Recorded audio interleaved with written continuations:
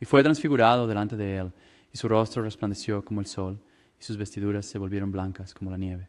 Y se les aparecieron Moisés y Elías, hablando con él, en el nombre del Padre, y del Hijo, y del Espíritu Santo. Amén. Esta mañana examinaremos más de cerca el Evangelio de hoy. Y para hacerlo nos basaremos principalmente en las obras de Cornelio, a lápide, Santo Tomás y el Padre Charles García. Mateo capítulo 17, versículo 1. Y después de 6 días, Jesús tomó consigo a Pedro, a Santiago y a Juan, su hermano, y los llevó a un monte alto, apartado. ¿Dónde sucedió esto? Grandes doctores de la iglesia, San Cirilo de Jerusalén, San Juan Damasceno, el venerable Beda y otros teólogos enseñan explícitamente que Cristo se transfiguró en el monte Tabor. ¿Por qué trajo Cristo a Pedro, Santiago y Juan como testigos? El gran doctor de la iglesia, San Hilario de Poitiers, afirma que los 3 hombres que fueron llevados simbolizan la futura selección del pueblo de Dios de un triple origen, los hijos de Sem, los hijos de Cam y los hijos de Jefed. Y podemos ver eso al mirar a nuestra propia congregación. El gran doctor de la iglesia, San Anselmo, afirma que estos 3 apóstoles denotan que aquellos a quienes Dios considera dignos por encima de otros, de contemplar la visión y la gloria de Él, son de 3 tipos. Pedro denota la ferviente caridad, porque era ardiente en esa virtud. Juan, un virgen, significa estar a los vírgenes.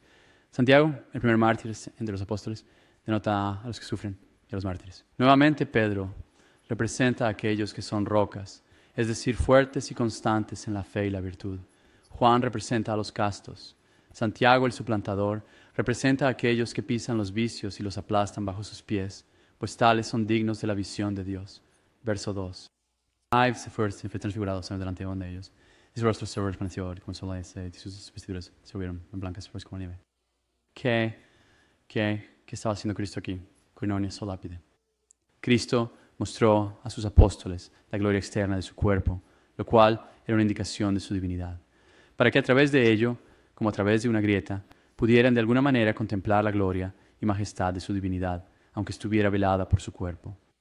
Los padres enseñan que Cristo no se transfiguró ante sus 3 apóstoles para manifestarles su divinidad directamente, como lo hace con los santos en el cielo, lo cual es su bienaventuranza, porque la naturaleza divina no puede ser contemplada de ninguna manera con los ojos de la carne. Fin de la cita. ¿Por qué hizo esto Cristo? Santo Tomás afirma, cita, Cristo quiso ser transfigurado para mostrar a los hombres su gloria y despertar en ellos el deseo de ella. Ahora bien, los hombres son llevados a la gloria de la bienaventuranza eterna por Cristo, no solo aquellos que vivieron después de Él, sino también aquellos que le precedieron. En consecuencia, era conveniente que estuvieran presentes testigos de entre aquellos que le precedieron, a saber, Moisés y Elías, y de entre aquellos que le siguieron, a saber, Pedro, Santiago y Juan, para que en boca de 2 o 3 testigos esta palabra se mantuviera. Cita, Cornelius Lapidae enumera más razones por las que Cristo fue transfigurado. 1. Que por medio de esta gloria y resplandor, y por el testimonio de Elías y Moisés, él pudiera probar su divinidad a sus apóstoles y mostrar que estaba oculta o velada bajo su humanidad. 2. Que pudiera advertir a sus discípulos para que no perdieran la confianza cuando lo vieran clavado en la cruz en el monte Calvario. 3. Según los doctores de la iglesia, San Efrén de Siria, San Cirilo de Jerusalén, San Juan Damasceno y San Basilio el Grande, que Cristo podría indicar que volvería de esta manera con gran poder y majestad para juzgar al mundo. Por lo tanto, también apareció Elías, quien será el precursor de Cristo cuando Él venga al juicio. 4. Que Él podría provocar y aumentar la fe, la esperanza, la valentía y el celo de los apóstoles y el resto de los fieles para soportar con valentía, por el bien del Evangelio, cualquier prueba y cruz que pueda venir con la esperanza de obtener una gloria similar en la resurrección. La línea resurrección, el Antiguo Testamento. Moisés, como señala San Hilario de Poitiers, cuando Moisés bajó del monte Sinaí después de que la gloria del Señor se le apareció y recibió las tablas de la ley, su rostro brillaba con luz, como podemos ver en Éxodo 34. Pero en el caso de Moisés, este esplendor venía de fuera, mientras que la gloria de Cristo era desde dentro. Versículo 3. Y aquí desaparecieron Moisés y Elías hablando con él. ¿Por qué estaban presentes Moisés y Elías? Elías también es conocido como Elisha. Ese gran doctor de la iglesia, San Agustín, afirma. Tito. Moisés significa la ley.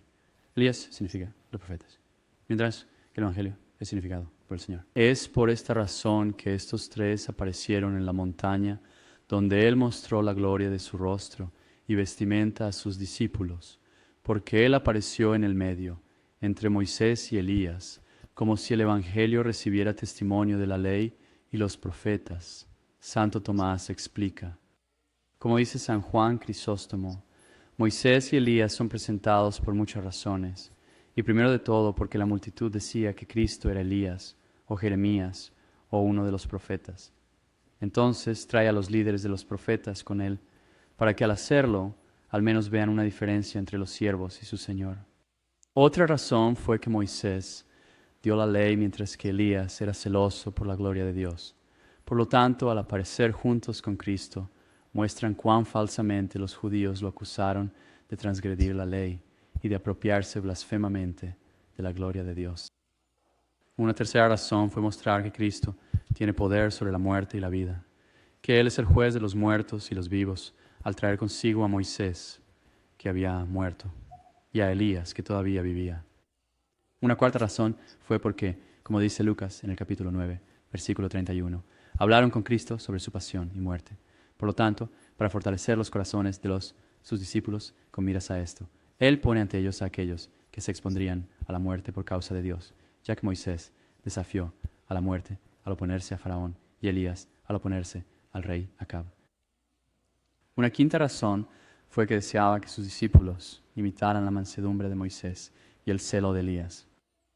San Hilario de Poitiers añade una sexta razón, a saber, para significar que Cristo había sido anunciado tanto por la ley que Moisés les dio como por los profetas, de los cuales Elías era el principal ejemplo.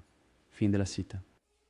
¿Cómo llegaron Moisés y Elías al monte Tabor? El alma de Moisés fue trasladada del limbo, los padres a la tierra por un ángel. Y cuando Moisés fue llevado a la tierra, Santo Tomás afirma, un ángel formó un cuerpo con materiales a mano para que Moisés fuera visible. Todos coinciden en que fue Elías mismo quien apareció en su propio cuerpo, porque Elías fue llevado al cielo en un carro de fuego y sigue vivo, para que vuelva y contienda con el anticristo. Desde el paraíso, por tanto, o desde el lugar al que fue trasladado, fue repentinamente llevado por un ángel al monte Tabor, para que fuera testigo de Cristo. ¿Podrías explicar qué significa decir que Elías fue llevado al cielo en un carro de fuego? Gran doctor de la iglesia, San Gregorio Magno, explica que cuando se dice que Elías fue llevado al cielo, el término cielo se refiere al cielo aéreo, en el que vuelan los pájaros. Por eso en Mateo 8:20 se les llama aves del cielo.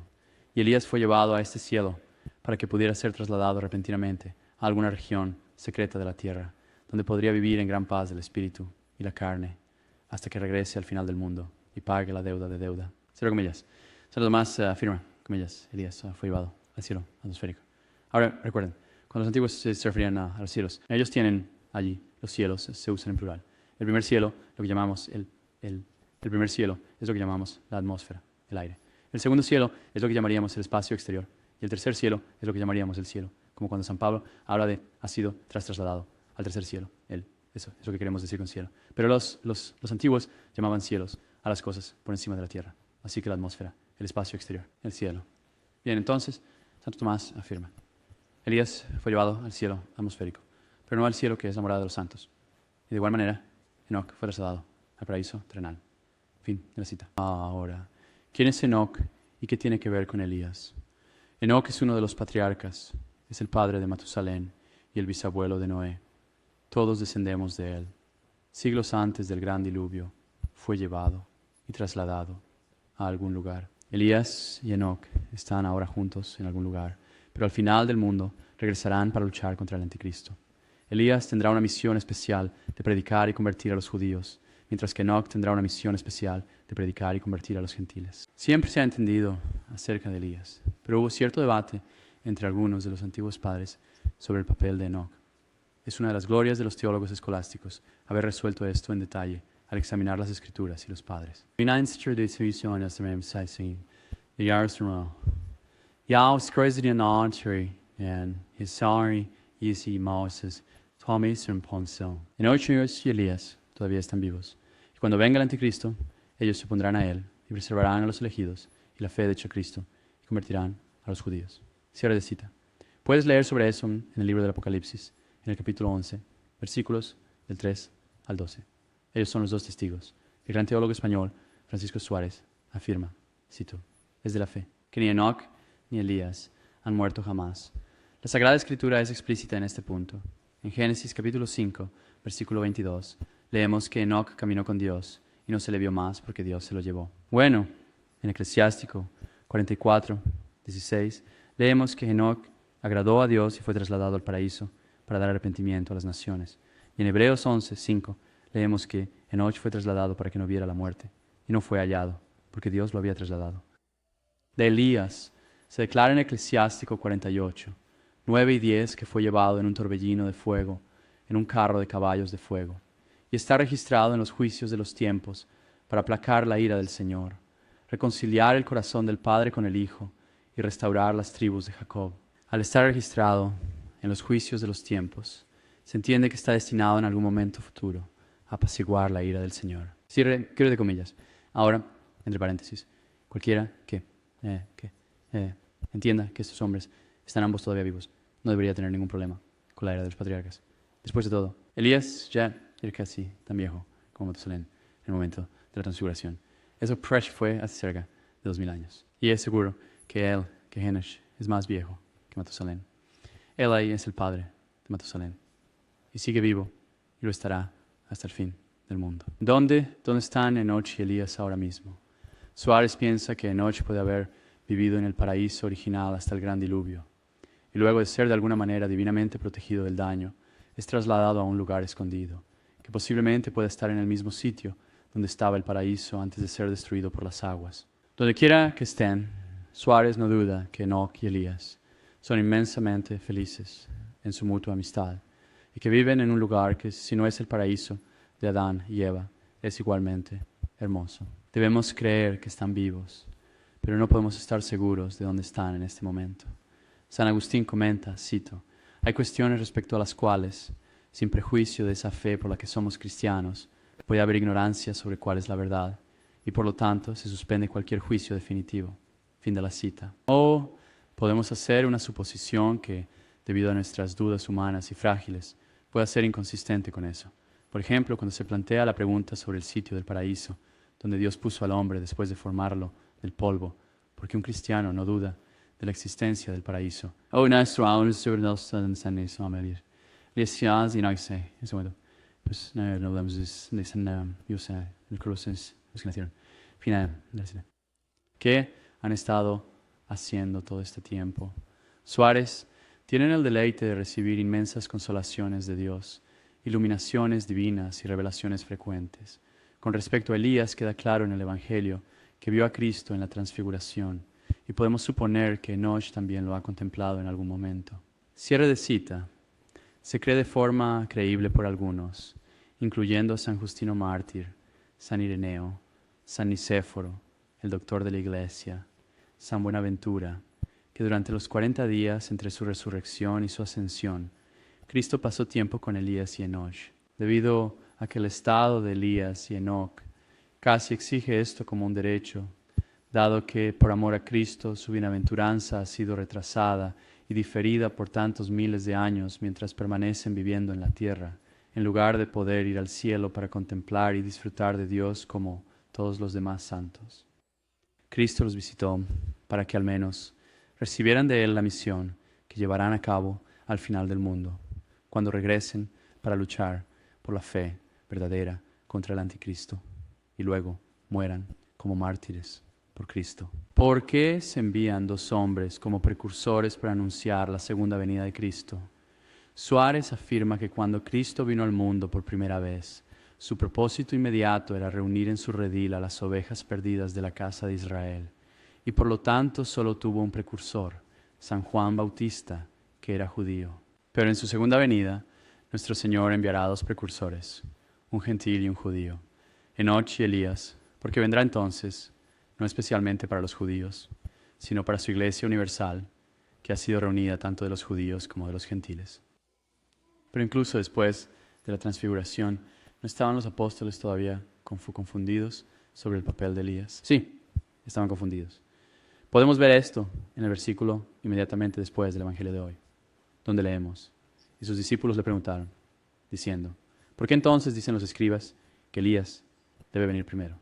Cornelio Lápida explica: la razón de esta pregunta era que estos 3 apóstoles habían visto a Elías en la transfiguración y luego lo vieron irse. Se preguntan por qué se fue cuando debería haber permanecido y convertirse en el precursor de Cristo en su glorioso reino, según la profecía de Malaquías, capítulo 4, versículo 5, una profecía citada y enseñada por los escribas. Está bien.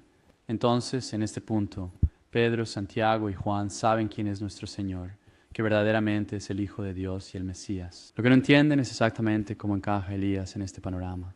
Así que los apóstoles se preguntan por qué Elías se fue cuando debería haberse quedado y convertirse en el precursor de un Cristo, según esta profecía.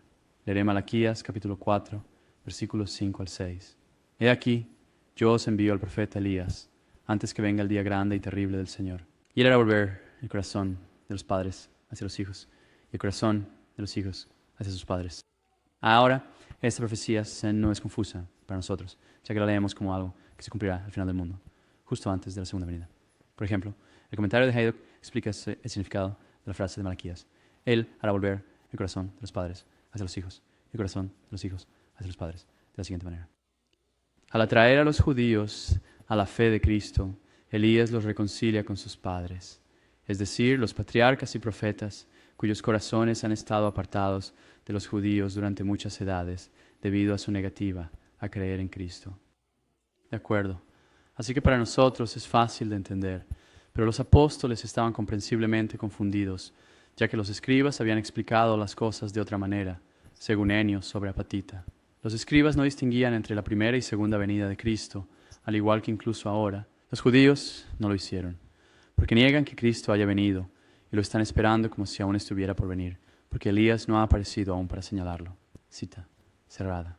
Entonces nuestro Señor responde a su confusión diciendo: Elías ciertamente vendrá, y restaurar todas las cosas. Pero yo os digo que Elías ya ha venido, y no le conocieron, sino que hicieron con él lo que quisieron. Así también el Hijo del Hombre sufrirá de parte de ellos. Entonces los discípulos comprendieron que les había hablado de Juan el Bautista.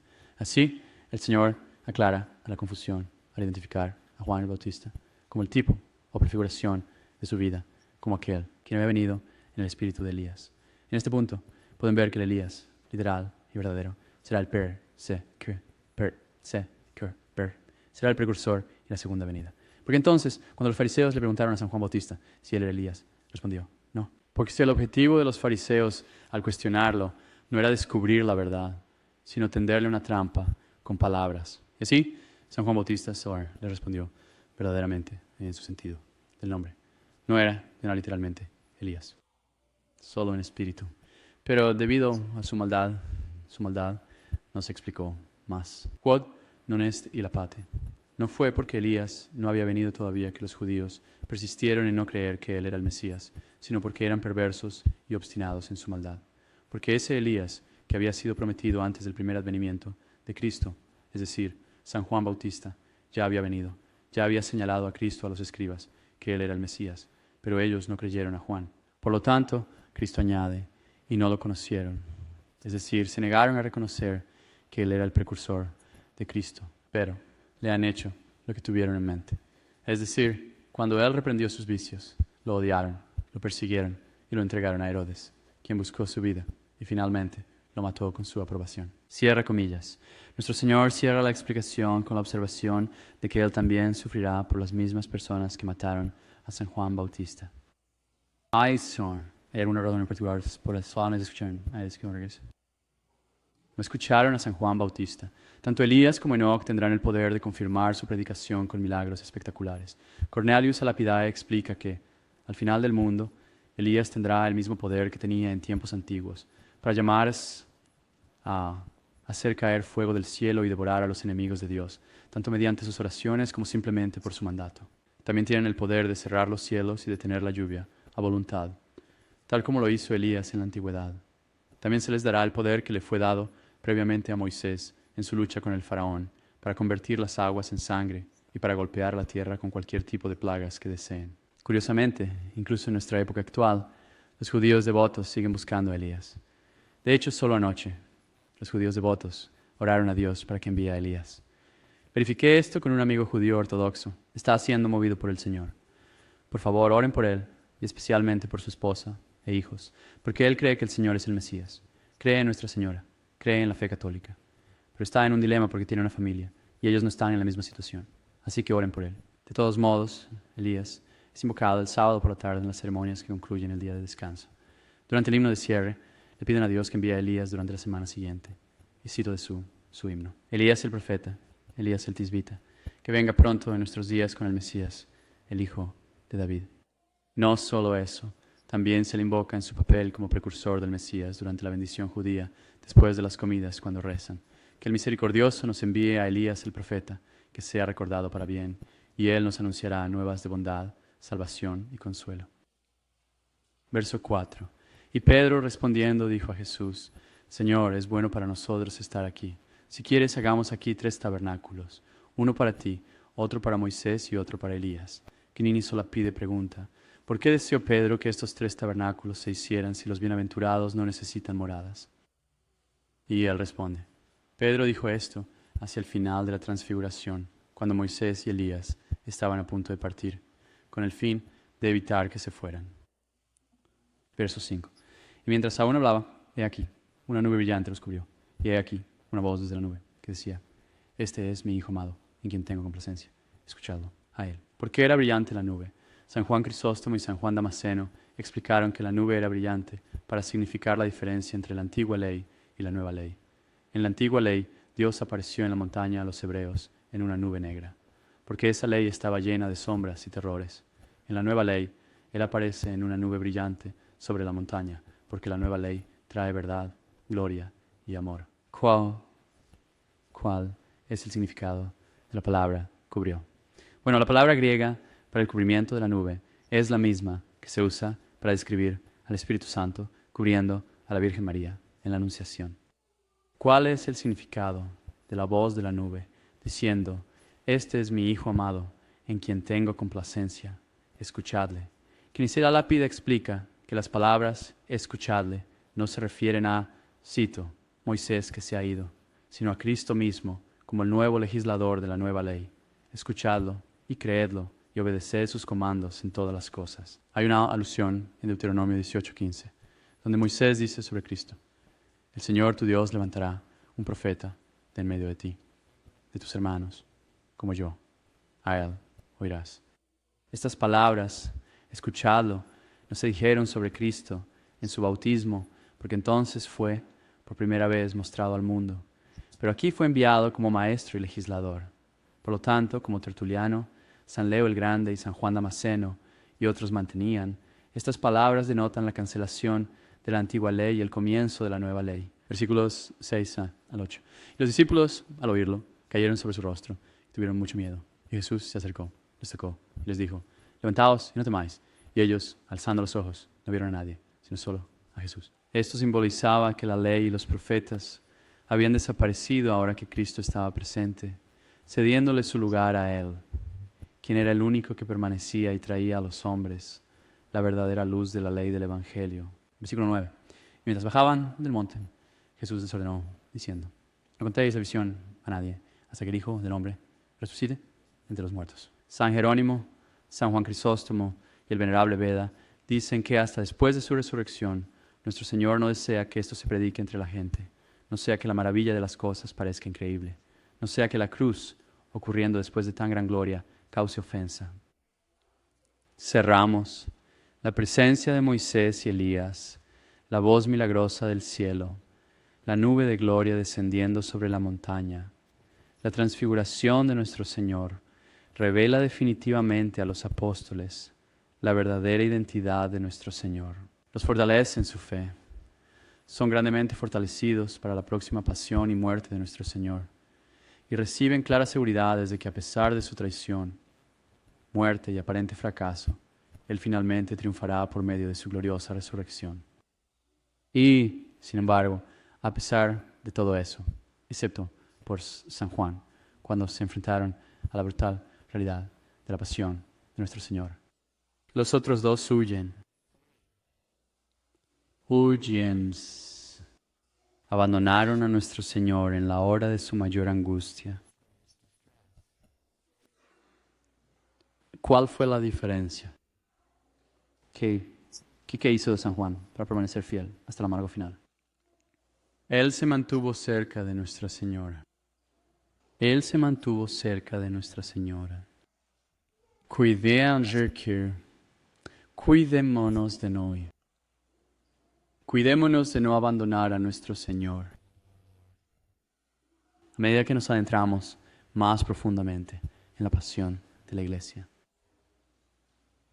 Permanece cerca de Nuestra Señora. Permanece cerca de Nuestra Señora.